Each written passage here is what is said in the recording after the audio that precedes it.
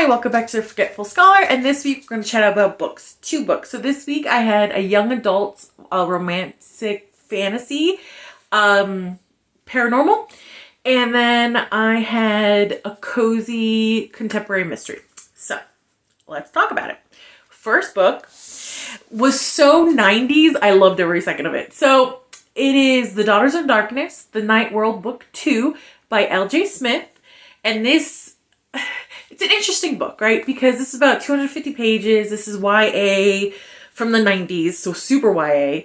Romance, paranormal, fantasy, and a surprise murder mystery, because I completely forgot about that. So the Night World series is some of my favorite from when I was a kid. I would say probably I started reading them about middle grade. So I'm definitely looking at these books through nostalgia glasses, so I just want to put that out there. This was a 4-star for me. I really wish this book was longer. I feel like this book should have been longer because I think there was a lot we didn't get to see that sort of kind of fed to us. But let me explain. So the Daughters of Darkness are 3 born vampires that are Ash's sisters. Ash was the bad guy from the first Night World book. He's also a vampire. Born vampire. So his 3 sisters, so we found on the first book that the Night World, where vampires, witches, werewolves, their society, it kind of lives alongside human society, and it stays hidden, obviously. And there's difference between born vampires and made vampires. And born vampires kind of live on this island, off the coast of Maine, I believe they said. It's basically a vampire-run island. The only humans there are basically livestock. And we get an insight to it because the 3 sisters fled. So they ran away because where they're from, and we find out that they can't listen to music. They can't listen to any media that's from the human world, like read any media from the human world. They are not allowed to speak in the presence of anybody. Their marriages are arranged for the 3 girls, and since we saw Ash in the last book, we kind of know that he gets to do whatever he wants. So it's a very patriarchal society in this island, which I thought was very interesting, and this is just because a tidbit I remember from reading the series when I was a kid, is that, a little spoilery, I guess, but these books came out in the 90s, like 90s, early 2000s, like come on. That the vampire race exists because a witch created them. And the witch society is very matriarchal. So I kind of thought that was interesting in this book. So Rowan, the oldest sister, and I just love that name. Anyway, she's been corresponding with their great aunt who fled the Night World, fled the island a long time ago, kind of lives in the sleepy, tiny little farm town in Oregon State, where she lives quietly. Because made vampires can stop their age whenever they want. But the aunt doesn't, she just ages. She hasn't stopped her age. And she feeds off goats in her backyard for the blood because she's too old to hunt. She appears about 70 years old in human years, So Rowan's been secretly corresponding with her because they're not allowed to have contact with the outside world. Yeah, isn't that great? And they want more out of their life. So they fled to their aunts, right? So so the book is kind of interesting because it's their POV. We only get Ash's POV once or twice, and it's kind of disappointing because he is the romantic lead in this, right? And the human romantic lead is Mary Lynette, who is a neighbor of the great aunt of these girls. She's a good friend of hers. She helps her around the house. She wants to be an astronomer. She loves the night sky, the planets, like all that stuff. Her younger brother, Mark, is like, I love siblings' relationship in these books because it's realistic. They fight a little bit, but they love each other. She's older than Mark, and Mark was a very sickly child, so she's a little overprotective. Their mom died of an illness, and their stepmother, which kind of gets glossed over, that their stepmother was their maid when the mom was sick. And I was like, ew. Like, that's kind of scandalous, you know, but no, but they don't like really discuss that in the book. It's just like, oh yeah, you know, they like their stepmom well enough. She's nice enough. And I'm like, bro, that's kind of scandalous. Like soap opera worthy. Like, my goodness, like Telemundo, you know, like a Telemundo idea, right? Telenovela, like, geez. That's what I'm saying. Like, a lot of this book, I wish it was like 500 pages because you could get into so much more of the drama surrounding them and into the story, you know? So the sisters show up and their aunt isn't there to pick them up. So they decide to walk, and they get picked up by 2 local guys, and they're like, oh, sure, we'll help you get there. And I'm like, warning, warning, warning. It's the middle of the night. These 2 guys are gonna help them, like, drop them off. And I'm not saying there aren't guys who do that, but these guys are being suspicious from the bat. You know what I mean? So they don't drive them to their aunt's house, surprise, surprise, and try to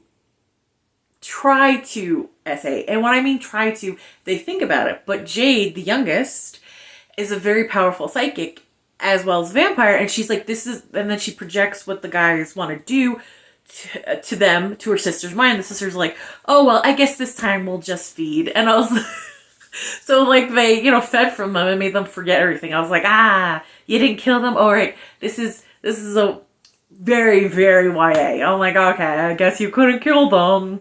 Bloodthirsty me wanted them dead, but fine. So they get to their great aunt's house. They can't find her. Turns out she was staked. So there's like, that's what I mean, surprise murder mystery, right? They're like, oh my gosh, you could have done this. Is there a vampire hunter here? Like, what, you know, is happening? And when I mean staked, I mean like a piece of wood through her heart, and she got mummified because of it, you know? Not like Buffy the Vampire Slayer where they turn to ash, just mummified. And she's dead. Like dead, like super dead. Like can't bring back super dead. And Mary Lynette, who was watching the stars that night, she sees there's a commotion going on in the great aunt's house, and she sees the 3 girls burying something in the backyard, and she's like, oh my god, they killed their aunt, like almost immediately. Mary Lynette is a bit, she jumps to conclusions. She does. She's highly intelligent, but she does jump to some wild conclusions, and it's pretty funny being in her POV. I think we're in her POV the most, and I enjoy her quite a lot. I like her personality. I like that she has goals in her life. I like that she doesn't get too swallowed up in all the night world, whole new world kind of stuff. She's very protective of her little brother. I enjoy it. And I do kind of like that she's like, what would Nancy Drew do? You know? Kind of like, oh, great reference. Fantastic reference. So she kind of wants to investigate them, and she's like, oh no, we'll just welcome them to the neighborhood, right? So she welcomes them to the neighborhood with her younger brother, and they're acting suspicious. So she gets suspicious. But meanwhile, while that's happening, Mark met Jade, and it's like love at first sight.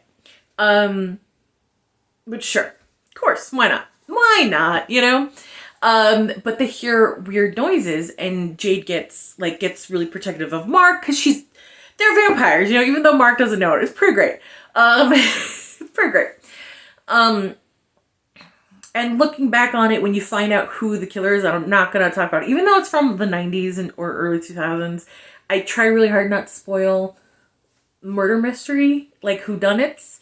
So I will say there are clues for who did it when that is revealed, and I was very satisfied with that. So that was fun.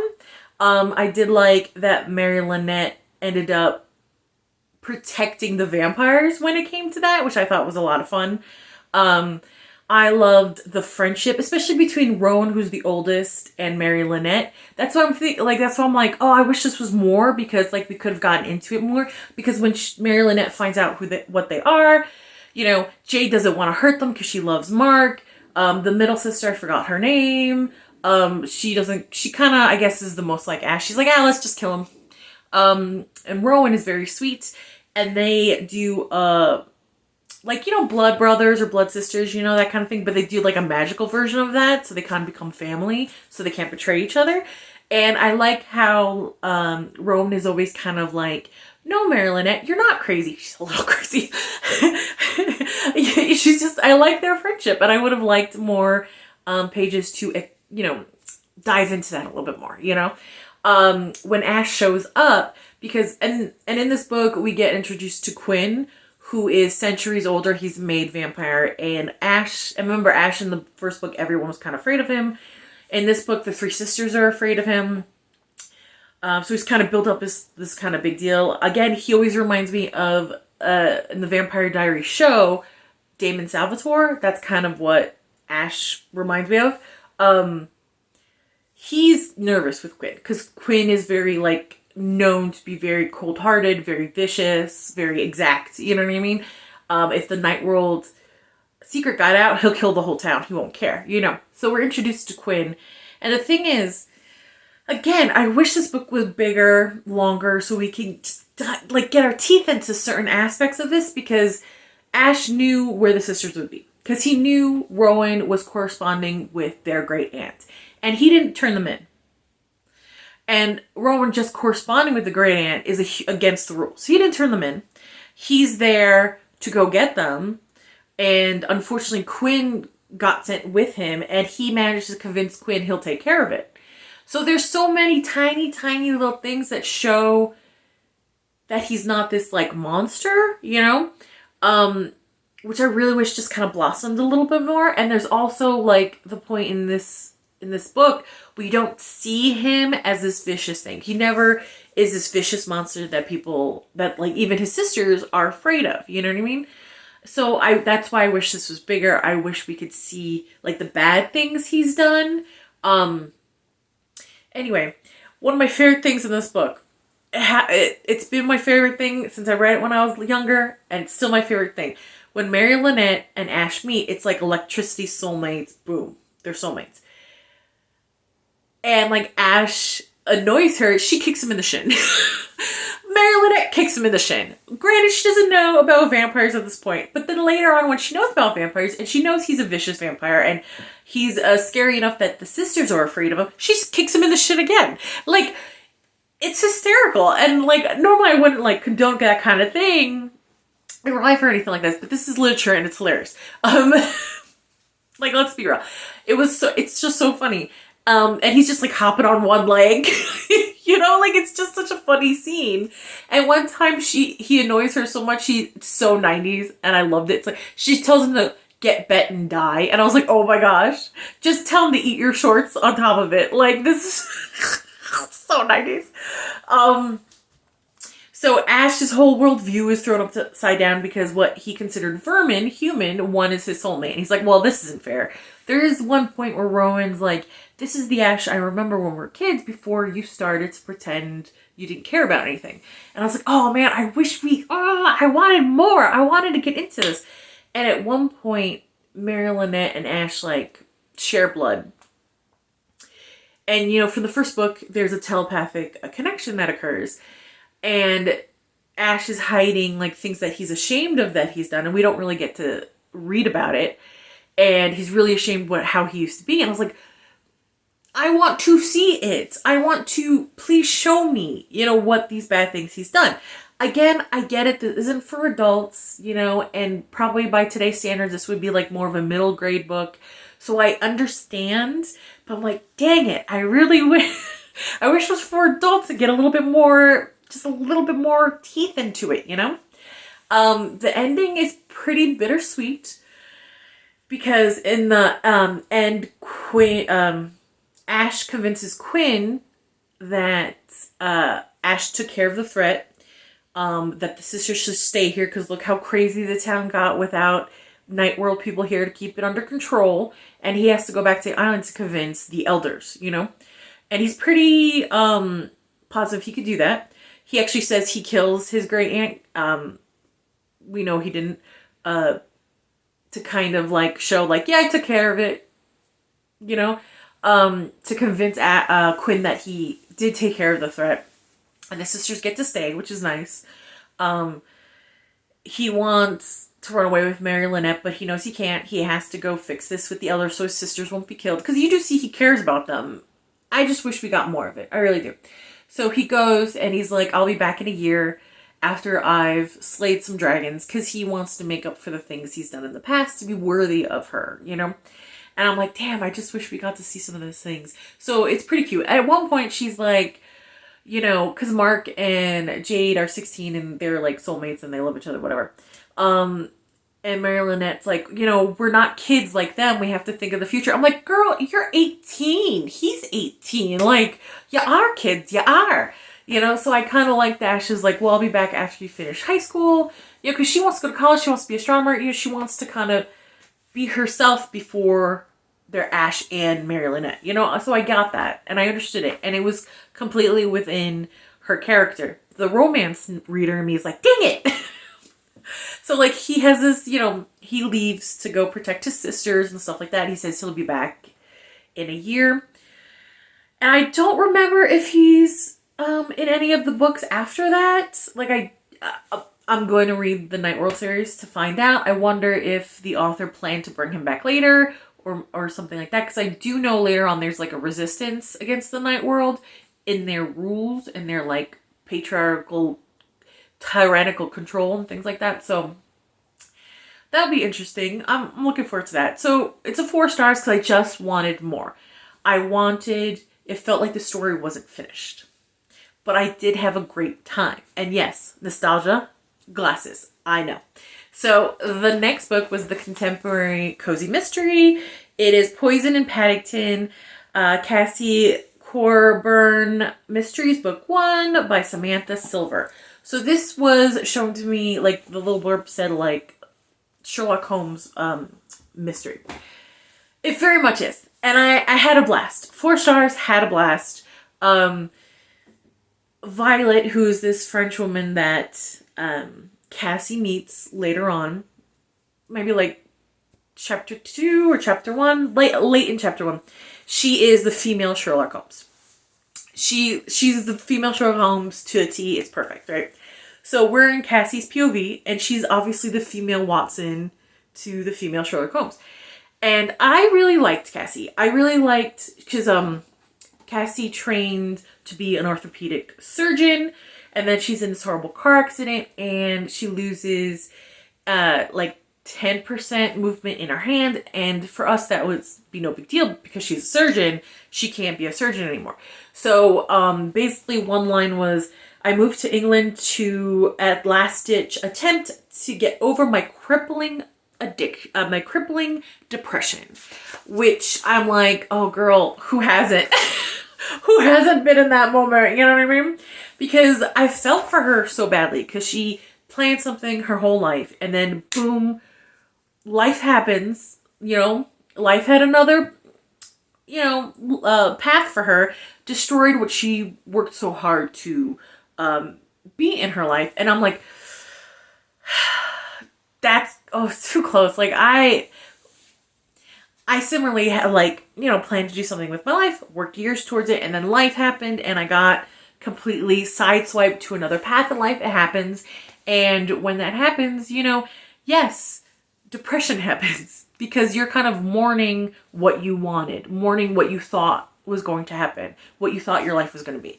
And it's okay for that to happen. And we're with her as she's trying to get over this depression. And it's more like she needs a purpose in life because her goal for life was to be a surgeon. So when she meets Violet in London, because someone stole her bike, and she's like, well, I love that bike. So, and when I was reading, because I've never been to London, but I love watching YouTubers that are in different countries. I adore it. And I know, from what I've seen, London's not the most bicycle-friendly town. It seems like they're trying to change that, and that's cool. But I was like, ooh, a bike in London? And then the next page, she's like, ooh, a bike in London? That was a bad idea, but I love it. And I was like, I like this. She meets Violet in the police station. You know, Violet is Sherlock Holmes, you know what I mean? And, like, I'm such a middle child, because, like, Violet looks Cassie up and down and kind of completely does the whole Sherlock Holmes is like, oh, I know everything about you from clues. And I am such a middle child that I would have been like, oh, wow, you got almost everything right. I wouldn't tell them what they got wrong because it would have been a lie. Because I would just want to, like, tease them a little bit.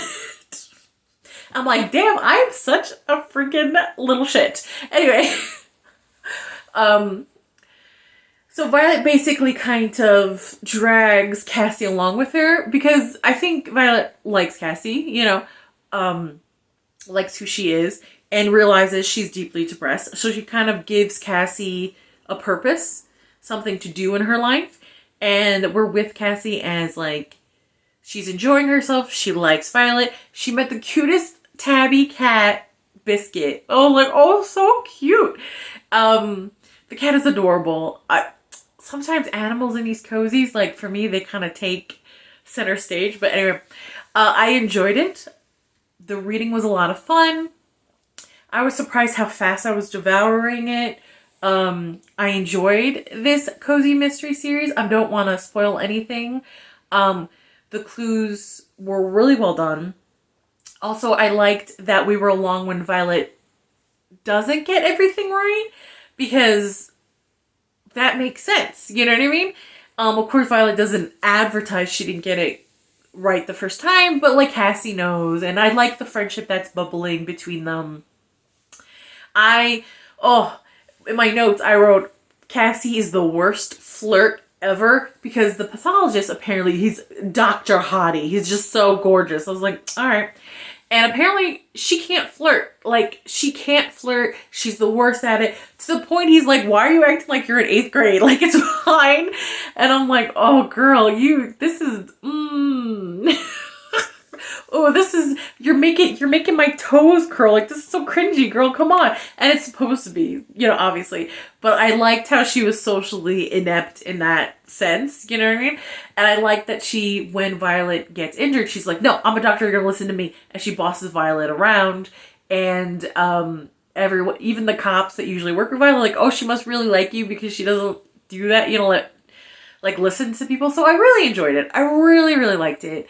I'm happy that I'm getting more cozy mystery series that I'm getting into. So, because for the last couple times I've tried new ones that they didn't pique my interest. So I'm happy that last week and this week, new series that piqued my interest. So this is going to be fun. I enjoyed that. This was 4 stars. I had a blast. I'm looking forward to the second one. I love me a good Sherlock Holmes story. And like Violet, perfect Sherlock Holmes. Absolutely perfect. I adore her. It's so great. Cassie, I like that she was getting over, like, we're with her as she's struggling with her depression after the car accident and everything. And it just made her feel so relatable and grounded in reality. And just someone that I would be like, yeah, man, I would totally, like, go to a coffee shop with you or something and talk about life and shit like that, right? So, I don't want to, but it's time for me to get back to the real world. Like, comment, and subscribe, and I'll see you later. Bye.